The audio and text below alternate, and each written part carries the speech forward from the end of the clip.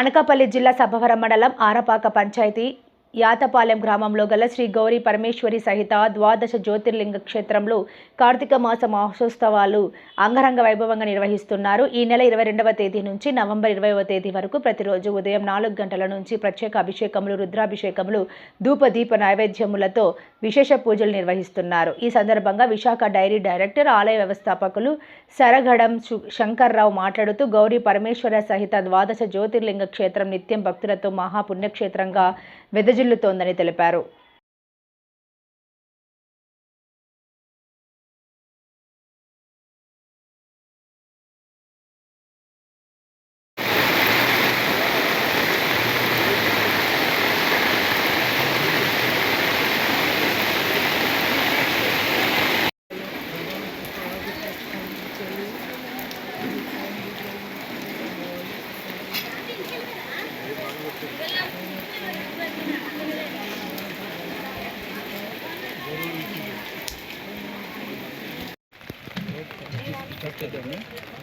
వెళ్ళిపోండి, అలానే మాట్లాడుతూ వస్తాను. మీరేం గుడికి విశాఖ డైరీ డైరెక్టర్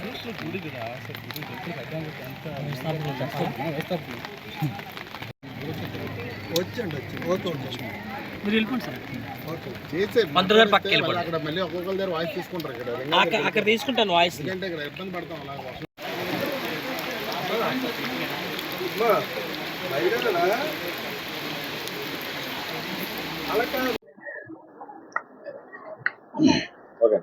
ఓం నమ శివాయ.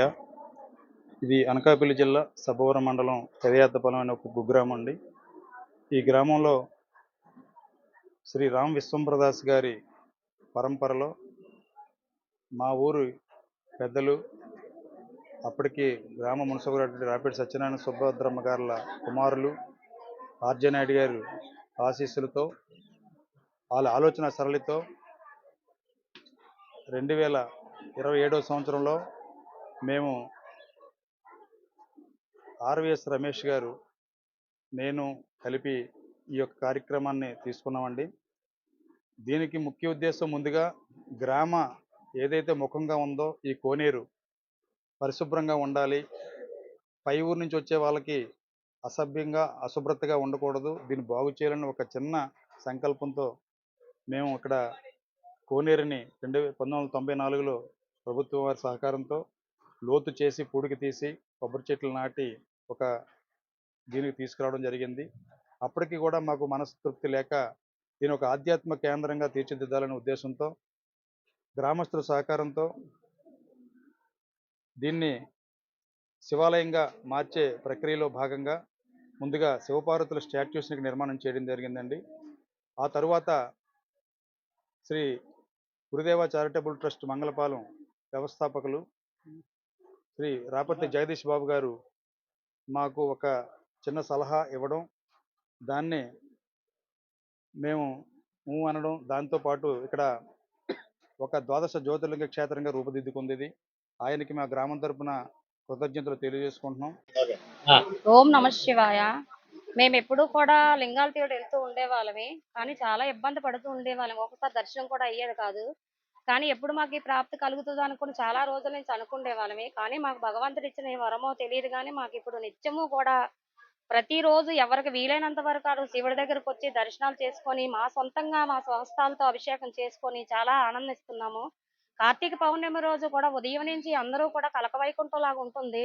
ప్రతి 4 సోమవారాలు, మళ్ళీ ప్రతిరోజు సాయంత్రం కూడా దీపారాధన కూడా, కార్తీక ఆకాశ దీపం కూడా వెలిగించుకొని ఆడవాళ్ళందరం కూడా ఒక తీర్థంలాగా ప్రతిరోజు ఒక పండగలాగే మాకు ఈ నెల రోజులు కూడా ఎలా గడిచిపోతాయో కూడా మాకు తెలియదు.